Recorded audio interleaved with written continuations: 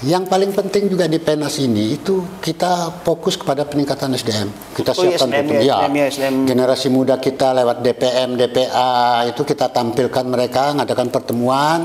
Nah, apa yang bisa mereka gagas. Jadi di PENAS ini banyak. Jadi organisasi yang bergabung di KTNA, KTNA itu kan ada sayap, ada organisasi anak, ada P4S, ada Ikamaja, kemudian ada DPM, DPA. Sekarang ada lagi Persatuan Penyuluh Pertanian Swadaya Indonesia. Ini semua akan kita tampilkan. Jadi setiap daerah kita kepingin tampilkan teknologi. Hal mendasar paling gampang. Tadi kita bicara food estate, katakan aja begitu ya. Food estate itu membangun satu kawasan baru. Itu tidak semudah yang kita bayangkan. Nah, itu jago-jagonya itu memang ada di Sulawesi, ada di Kalimantan, Sumatera Selatan. Saya lihat itu yang agak hebat itu, bekas-bekas rawa itu.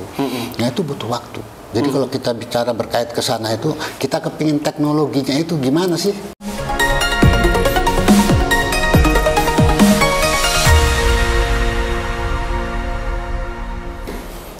Bincang tipis-tipis kembali menjumpai Anda bersama saya Erman Tale Daulay di channel Tale Tries Info. Di channel ini berbagai isu terkini yang menjadi perhatian publik dan narasumber yang kita hadirkan untuk membahas isu tersebut akan kita iris-iris menjadi tipis-tipis. Terkait hajat besar para petani nasional, yaitu Pekan Nasional Kontak Tani Nelayan Andalan 16 di Padang, Sumatera Barat, kita menghadirkan bintang tamu Bapak Haji Muhammad Yadi Sopyan Nur, pucuk pimpinan KTNA ataupun Ketua Umum KTNA. Kita akan mengiris tipis-tipis dulu soal hajatan yang akan digelar pada tanggal 10 Juni sampai tanggal 15 Juni. Pak, coba dulu iris tipis-tipis apa tema KTNA PENAS kali ini? Oke, jadi kita di PENAS 16 ini mestinya kan dilaksanakan tahun 2020. Ya, karena Covid ya. Nah, karena Covid kita tunda akhirnya menjadi tanggal 10 sampai 15 Juni tahun 2023. Nah, jadi temanya bersama. Jadi tema PENAS ini itu memantapkan penguatan potensi dan posisi tawar komoditi lokal untuk mewujudkan kemandirian pangan berkelanjutan menuju Indonesia lumbung pangan dunia tahun 2045. Itu ada 3 makna besar. Jadi yang pertama itu kita bicara penguatan komoditi lokal. Nah, kita beberapa tahun terakhir itu kan melihat tuh gencarnya impor ke Indonesia. Nah, kalau melawan itu kita dengan hanya berkomunikasi saja enggak. Akhirnya KTNA menggemakan itu di tahun 2017 pada saat kita PENAS di Aceh. Intinya kita harus menggerakkan potensi komoditi lokal kita yang punya daya tawar dan itu ternyata efeknya besar.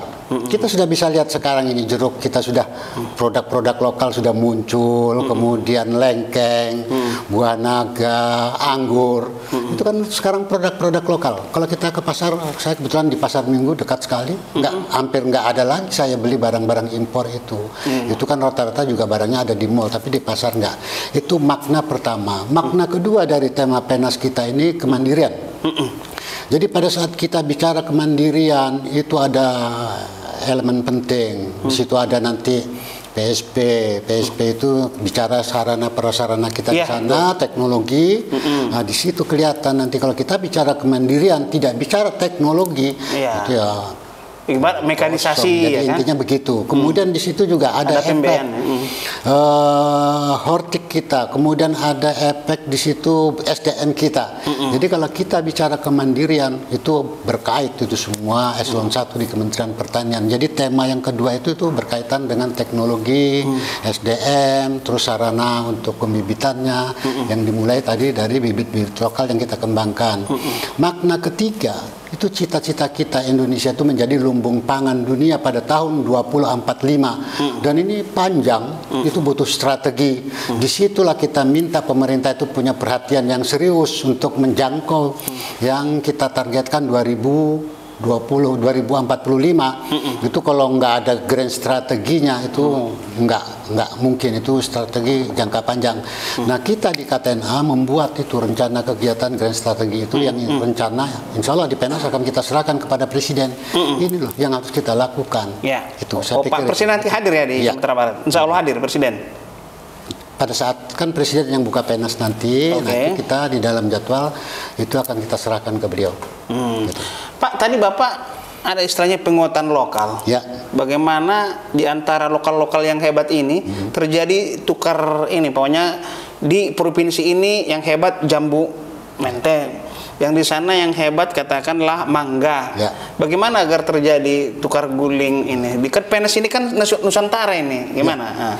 Nah, jadi Penas itu ya kalau mukadimahnya itu tempat petani belajar, mengajar, saling tukar informasi. Ya, itu maksudnya. Karena di situ lengkap semua petani, ada peneliti, kemudian ada dewan pakar dan lain-lain lah, orang kampus juga pada terlibat. Kemudian peneliti dari BRIN kita itu kan turun ke lapangan ikut. Itu nanti kelihatan di gelar kita, gelar teknologi namanya. Oh, ada salah satu kegiatan yang intinya itu ke sana. Selain di pameran itu kan visualnya ditampilkan ini teknologi terbaru. Nah, ini itu akan kita sebarkan ke seluruh Indonesia. Contoh paling gampang di Geltek itu ya. Kita mengembangkan, bukan kita, Syngenta mengembangkan salah satu perusahaan yang mengembangkan bioteknologi. Nah, di situ kita tanam jagung yang tahan gulma dan tahan rebah. Itu salah satu contoh. Kemudian produk-produk lain, tanaman hortikultura kita tampilkan. Dan di situ juga kita tampilkan mesin-mesin teknologi yang akan kita gunakan di seluruh Indonesia. Jadi kalau kita bicara nanti produk-produk lokal itu dari situ akan bergerak. Teman-teman di Sumatera Barat kita minta produk lokalnya dikeluarkan semua di Penas ini. Nah, itu kan akan dibawa. Oh, jadi semua produk-produk itu semua di seluruh KTNA Sumbar kita beri satu kawasan. Nah, dia akan tampilkan bibit-bibit lokalnya Sumatera Barat. Nah, yang dijual nanti ya silakan teman-teman mau ubi jalar, mau singkong, mau tomat. Jadi, semua. Nanti juga kan ada kegiatan temu usaha, temu agribisnis.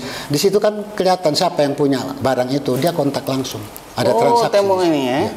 Ada nggak rencana meningkatkan posisi petani tidak hanya sekedar pelaku teknis di lapangan, tapi juga memiliki jiwa wirausaha gitu loh Pak. Dia produk yang dihasilkan itu dia dagangkan sendiri, dia buat nilai tambah, udah ada itu yang ini supaya mereka tidak sebatas bekerja gitu Pak. Sofyan.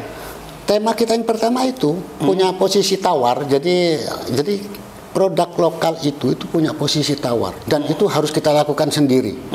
Dan itu di Penas akan kita apa ya istilahnya, kita jadi salah satu kegiatan yang dominan. Saya kemarin dapat WA dari Pak Menteri tapi dari Pak Kepala Badan intinya juga begitu. Artinya produk-produk lokal, kemudian urusan minta disiapkan lahan 1000 hektar untuk skala-skala kecil, teknologi itu kita kembangkan sampai urusan ternak ayam pun kita siapkan. Kemudian yang perikanan juga kita minta dibangun kolam-kolam. Selain untuk ikan ya jadi embung-embung air, kepinginnya Pak Menteri itu setiap daerah itu punya embung-embung air. Nah, apalagi menghadapi musim kemarau nanti kan. Iya, apalagi ini mendekati El Nino ini kan. Iya, bayangin kadang hujan yang deras ini sayang kalau nggak ditabung gitu ya, Pak Sofyan ya. Maksud saya tadi kurang ini Pak, coba iris tipis visual agar petani juga mempunyai jiwa bisnis, wirausaha, jadi tidak sekedar bercocok tanam gitu Pak Sofyan. Ada itu. Jadi dalam salah satu kegiatan kita itu ada 2 poin penting di sana, yang temu agribisnis dan digitalisasi. Jadi kita juga ngajari petani kita ke depan itu menggunakan HP-nya. Dulu kita pakai laptop, terlalu sulit. Nah, sekarang nanti di Penas itu kita latih mereka menggunakan HP-nya ini. Nah, gimana cara download ya, gimana cara cari informasi itu. Yang paling penting juga di Penas ini itu kita fokus kepada peningkatan SDM. Kita siapkan generasi muda kita lewat DPM, DPA itu kita tampilkan mereka, ngadakan pertemuan. Nah, apa yang bisa mereka gagas. Jadi di Penas ini banyak. Jadi organisasi yang bergabung di KTNA itu kan ada Sayap, ada organisasi anak, ada P4S, ada Ikamaja, kemudian ada DPM, DPA. Sekarang ada lagi Persatuan Penyuluh Pertanian Swadaya Indonesia. Ini semua akan kita tampilkan. Itu manusia-manusia yang akan membangun pertanian kita ke depan. Makanya visinya KTNA itu sekarang pendek, kita perjelas. Bersama KTNA Maju Sejahtera. maju ini yang harus dilakukan. Nggak akan pernah sejahtera kalau kita nggak bicara kemajuan. Intinya begitu. Kegiatan di Penas kita sendiri kan ada temu bisnis, temu usaha, temu teknologi, temu apa lagi Pak di acara? Pameran-pamemeran produk. Pameran itu kita kurang lebih 400 booth, banyak sekali. Waduh. Jadi 40. Berarti lapangan itu nanti penuh dengan tapi besar. Lokal semua itu ya Pak? Ya. 3 roda besar itu yang gede. Nanti ada lagi tenda yang untuk UKM kita siapkan juga, termasuk kuliner kita tampilkan. Jadi nanti di pameran itu sendiri itu kan ada petani-petani, kemudian ada pemerintah, ada swasta yang nampilkan apa ya, produk-produk terakhir mereka, teknologi terakhir mereka itu akan muncul di pameran secara visual. Kalau Geltek itu praktek. Jadi itu bisa langsung dilihat. Berarti produk katakanlah yang selama ini bukan daerah pertanian sudah muncul katakanlah Pak Kaltim, pamannya daerah Bapak, ya kan? Selama ini kan orang kenalnya kan daerah mineral tambang, sudah mulai harus menonjolkan sisi pertanian dengan produk-produknya gitu. Jadi kalau Kaltim itu kan masih termasuk daerah muda lah kalau bicara pertanian. Untungnya kami punya saudara dari Jawa, dari Sulawesi datang memberi inspirasi kepada kita di Kaltim, tanah luas kok nggak digarap. Nah, mereka yang garap. Pada akhirnya kita ikut. Nanti pasti dipamerkan hasil-hasil ini. Dan kita sudah mulai bergerak sekarang ini. Saya di Kaltim itu membuat satu gerakan, bukan proyek ya, gerakan untuk hortikultura estate. Jadi satu kawasan besar di Kaltim, nah itu nanti akan tumbuh kampung-kampung, kemudian desa-desa food estate. Jadi food estate itu kan luas dia, ada hortik, ya berkaitan dengan namanya juga estate, food kan makanan. Jadi nggak kita batasi pada satu produk. Jadi nanti di Penas ini semua nanti akan digelar hajat kegiatan untuk menopang pertanian sehingga mandiri pada 2045. Ya. Jadi terakhir ini Pak Sopyan, ini kan kita bicara dampak. Jangan sampai nanti selesai hajat besar ini nggak memberikan pengaruh apa-apa kepada petani kita. Ini kritik gimana Pak Sopyan? Memang ada persepsi seperti itu ya, tapi tanyakan aja kepada teman-teman yang ikut hadir Penas. Rata-rata setelah dia pulang dari Penas itu dia punya wawasan baru. Apa sih bertani yang benar itu? Apa yang bertani itu bisa menghasilkan duit kalau bahasa enaknya itu ya. Saya pikir enggak seperti yang dibayangkan orang hura-hura, enggak. Setiap provinsi itu akan kita bagi habis. Jadi kan kita ada 31 seksi kegiatan. Dulu asalnya 41 kita efisienkan, kayak olahraga, segala tarik tambang itu kita buang, kita fokus pada kegiatan pertanian. Nah itu semua provinsi kita minta dibagi habis, ikut di setiap acara yang setiap hari itu ada. Nah itu ada temu-temu dengan pejabat tinggi itu juga penting. Masalah kita di daerah sampaikan pada saat itu apa problem kita, sehingga para pejabat kita di pusat juga tahu apa sih problem kita di daerah itu. Karena kalau pembangunan pertanian ini kan harus bersama dia. Ada pemerintah kabupaten kota, provinsi, pusat, itu harus sinergi, punya arah. Jadi kalau hanya acak-acak asal bangun aja setiap daerah ya sulit. Pada provinsi yang berdekatan membuat produk yang sama bersaing kan juga repot, harga jatuh. Nah di sini nanti kita akan ada sentra-sentra produksi. Kita belajar dari negara lain. Oh ternyata bertani itu nggak boleh acak. Ada kawasan tanaman pangan, ada kawasan hortik. Dan bisa juga terpadu nanti ya Pak. Ada simbiosis mutualisme. Kotoran sapi ternak untuk pupuk jerami padi, nanti jeraminya untuk pakan ternak, gitu kan bisa juga ya kan. Pematang-pematangnya tomat atau cabai, horti kan bisa. Sebetulnya roadmap itu sudah ada di Kementerian Pertanian. Jadi Kementerian Pertanian kan memang panjang perjalanan. Tinggal kita saja, kadang-kadang kita tidak membuka. Pernah kejadian saya baca yang ditampilkan tahun 2008 oleh Kementerian Pertanian, hari ini masih terpakai. Jadi nggak ada istilah hilang itu ya, enggak. Peserta berapa orang rencana Pak? Nah ini, jadi asalnya kita targetnya 40.000. Ya. Dengan kondisi seperti sekarang ini kita fresh itu 25. Sekarang ini sudah mendaftar kurang lebih 21.000. Udah tinggi itu Pak. Nah, bagaimana mensiasati, mungkin kan ada teknologi Pak. Bagi yang nggak bisa hadir kan bisa Zoom atau seperti apa, digelar nggak seperti itu? Iya. Jadi gitu. Jadi setiap daerah kita kepingin tampilkan teknologi. Hal mendasar. paling gampang. Tadi kita bicara food estate, katakan aja begitu ya. Food estate itu membangun satu kawasan baru. Itu tidak semudah yang kita bayangkan. Nah, itu jago-jagonya itu memang ada di Sulawesi, ada di Kalimantan, Sumatera Selatan. Saya lihat itu yang agak hebat itu, bekas-bekas rawa itu. Nah, itu butuh waktu. Jadi kalau kita bicara berkait ke sana itu, kita kepingin teknologinya itu gimana sih? Walaupun sekarang ini kita memang sering belajar.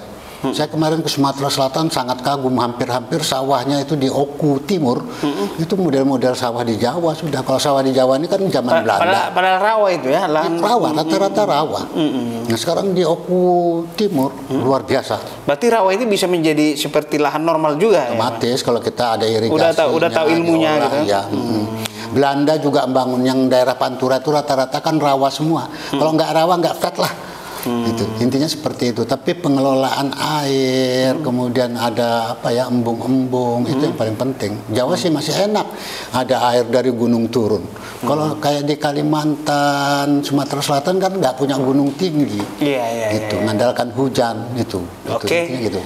Demikian bincang tipis-tipis dengan Bapak Haji Muhammad Yadi Sopyan Nur, Ketua Umum Kelompok Kontak Tani Nelayan Andalan Nasional. Sampai bertemu kembali.